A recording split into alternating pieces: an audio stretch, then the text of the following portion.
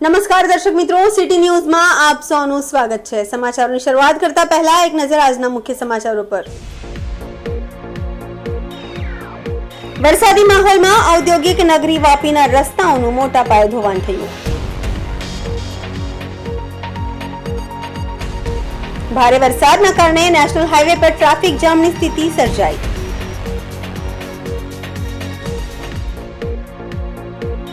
सांसद उमेश पटेल संसद में वेधक सवाल।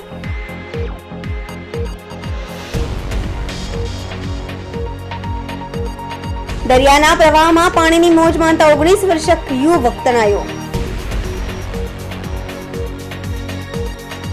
हवे समाचार विगतवार जोईए। समग्र राज्यनी साथे वलसाड जिल्लामां पण भारे वरसाद नोंधायो छे।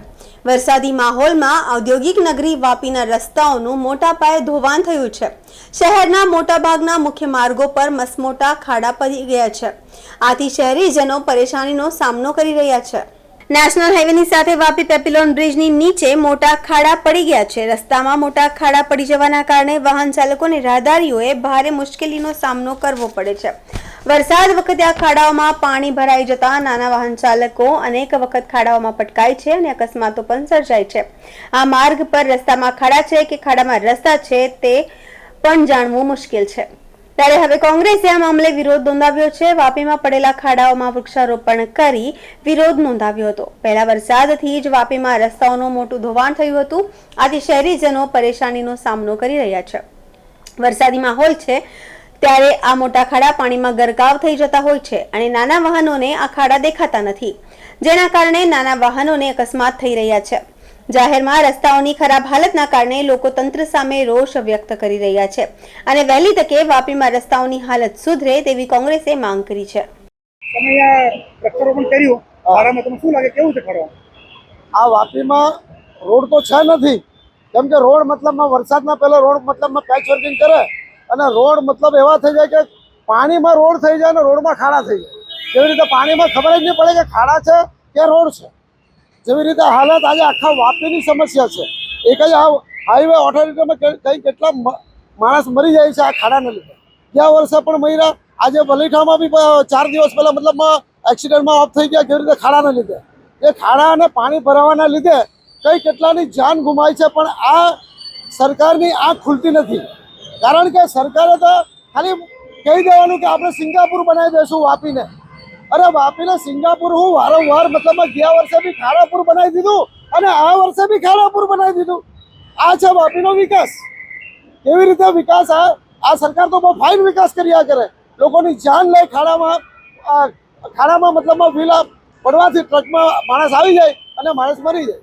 અને એટલે ખાડાપુર એટલે ખરેખર નીતિન ગડકરી કહીને કે મતલબમાં મને 4 ફોટા મોકલાવો ખાડાવાળા। અરે લાખો ખાડાવાળા ફોટા આપણે મોકલાવીએ, કારણ કે વાપીમાં લાખો ખાડા પડી ગયા અને લાખો ખાડા એટલે આપણે ગાડી ચલાવીએ ખબર જ નહીં પડે કે આપણે રોડ પર ચાલતા હોય કે ખાડામાં ચાલતા।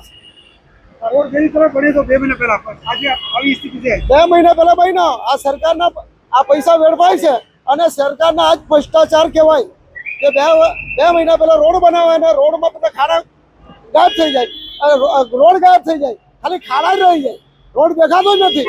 રાત્રે હોય કે દિવસના બધા ખાડા દેખાય। એટલે વાપીનું નામ બદલીને આપણે વાપીનું નામ ખરેખર આ કનુભાઈને બી કહેવું પડે કે એ કેબિનેટ મંત્રી છે, ફાઇનાન્સ મિનિસ્ટર છે, તો મારું એમ કે એમને એમ કે આ વાપીને તમે મતલબ સિંગાપુર તો બનાવવાના હતા પણ સિંગાપુરને બધા ખાડાપુર બનાવી દીધું। તો આપણે એક રિક્વેસ્ટ કરીએ કે આપણે નામ વાપીનું બદલીને ખાડાપુર નામ તો મતલબ સારું, કેમ કે ફરી ખાડામાં જ આપણે ફર્યા કરવાનું।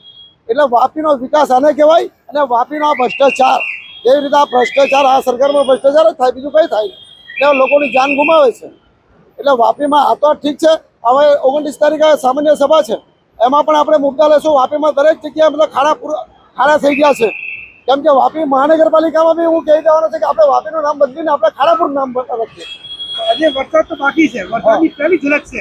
અત્યારે એવી સ્થિતિ પછી શું સ્થિતિ થવાની? પછી રોડ જ રહેશે નથી, કારણ કે વરસાદ વધારે આવશે તો રોડ ગાયબ થઈ જશે અને ખાલી મતલબમાં પથ્થર દેખાશે, ખાડા દેખાશે।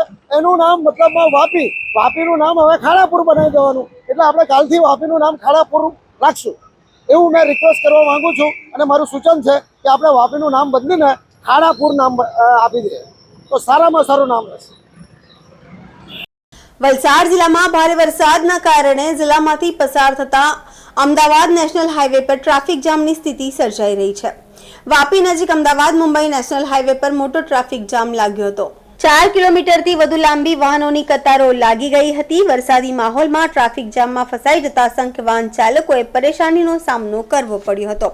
હાઈવેના બંને તરફ જામ હોવાથી કામધંધે જતા લોકો પણ અટવાઈ ગયા હતા, તો મુંબઈ તરફ જતા અસંખ્ય વાહનો પર કલાકો સુધી આ જામમાં ફસાઈ ગયા હતા.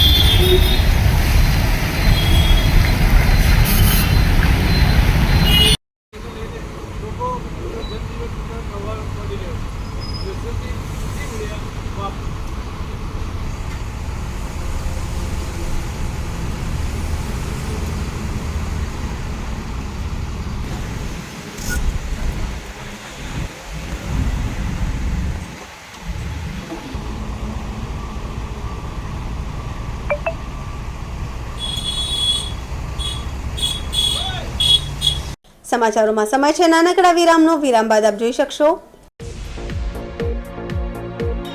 સાંસદ ઉમેશ પટેલનો સંસદમાં વેધક સવાલ.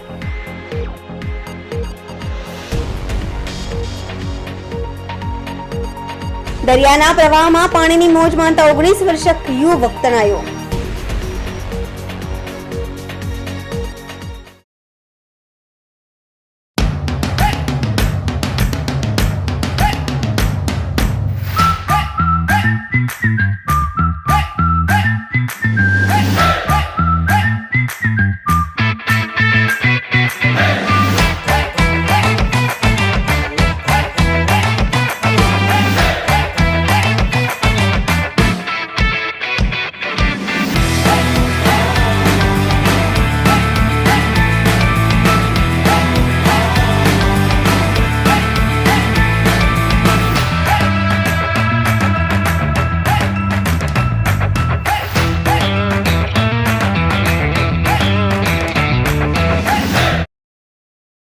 Super Tire, a lifestyle tire store.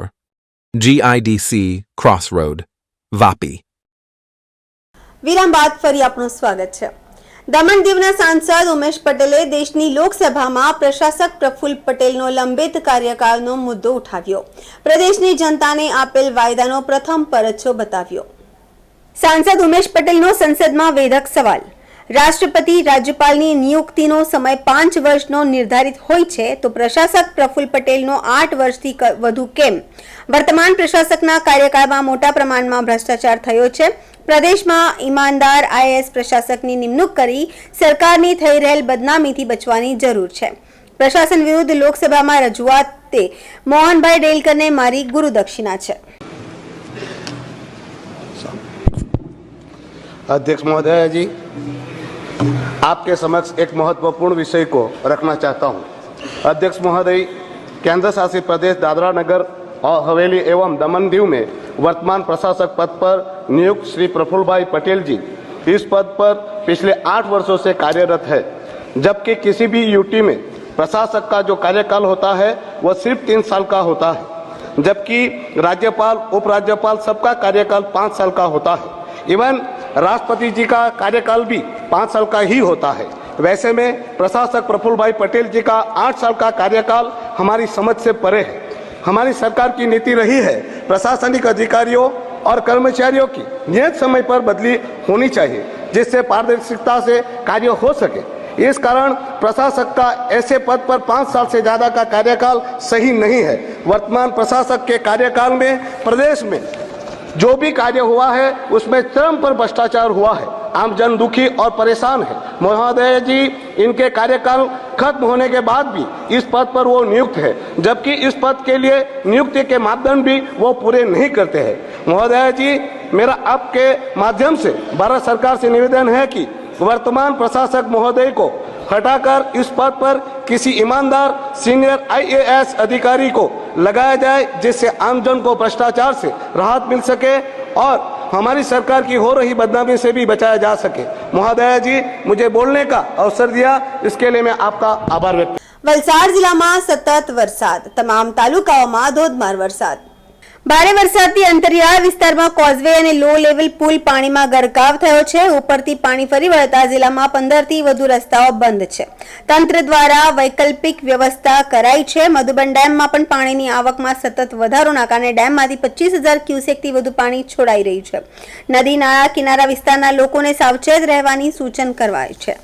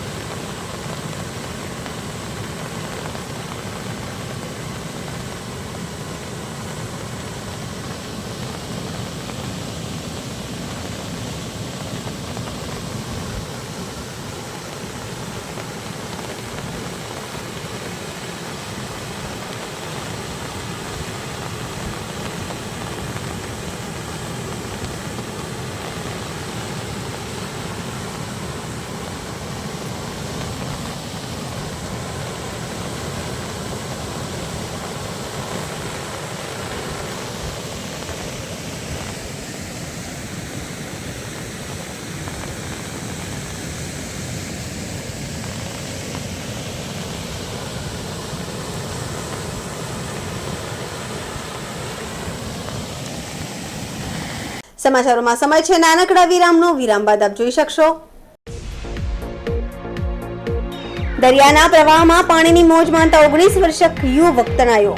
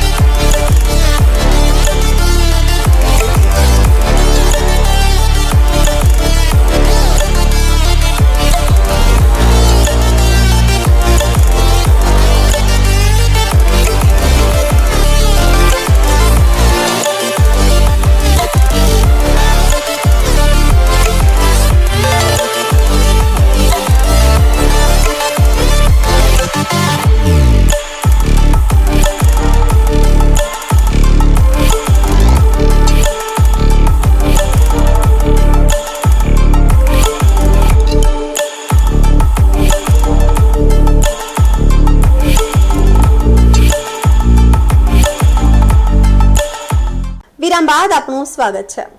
ઉમરગામના દરિયામાં ભારે વરસાદ વચ્ચે કેટલાક યુવકો દરિયા કિનારે ગયા હતા. દરિયાના પ્રવાહમાં પાણીની મોજ માણતા અચાનક 19 વર્ષનો યુવક તણાયો છે. બાકીને બહાર ખેંચી લેતા 3 બહાર આવી ગયા છે. ઘટનાની જાણ થતાં જ ઉમરગામ ફાયરની ટીમ, ઉમરગામ પોલીસ અને મામલતદાર ઘટનાસ્થળ પર આવી બચાવ કાર્ય હાથ ધર્યું હતું. જોકે દરિયામાં ભારે કરંટ વચ્ચે યુવક દરિયામાં ગરકાવ થયો હતો. યુપીથી જ મિત્રના ઘરે ફરવા આવેલ 19 વર્ષના આકાશ યાદવ નામનો 19 વર્ષના યુવકનું દરિયામાં તણાઈ જતા સમગ્ર વિસ્તારમાં ચકચાર મચી જવા પામી છે.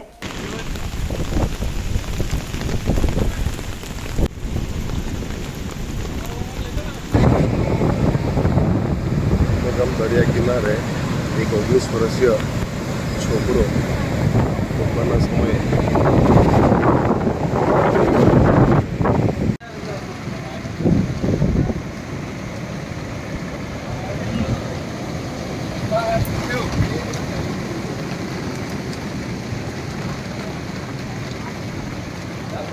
હું ઉમરગામ નગરપાલિકા ફાયર ઓફિસર ઇન્ચાર્જ.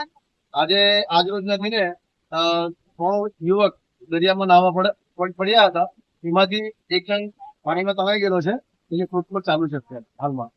मैं और मेरा भांजे दोनों साथ में नहा रहे थे. थोड़ा अंदर गए थे. उसके बाद लहर आया एक ऐसा कि मैं भाग गया और वो अंदर चला गया था खींच के.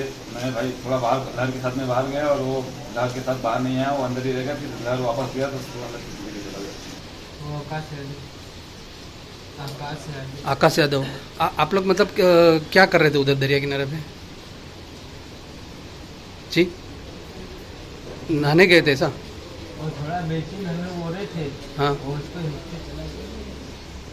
વલસાડ જિલ્લાની તમામ નદીઓ તોફાની સ્વરૂપે છે. કોલ્લક નદીના વહી રહ્યો છે ધસમસતો પ્રવાહ. પાડીના અરણાલા પાટીગામ નજીક નદીના પાણી કોઝવે પર ફરી વળ્યા છે. સલામતીના ભાગરૂપે કોઝવે રસ્તો બંધ કરાયો. બંને તરફના ગામોનો સંપર્ક કપાયો છે.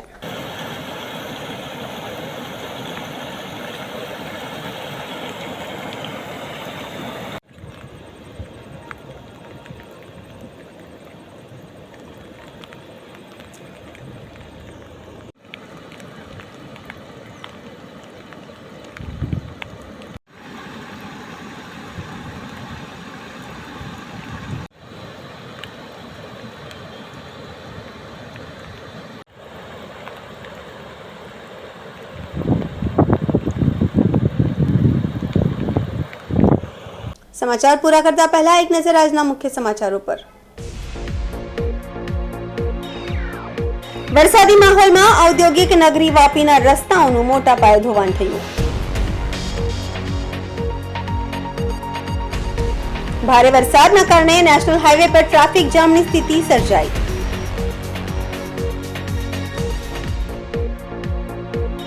સાંસદ ઉમેશ પટેલનો સંસદમાં વેધક સવાલ.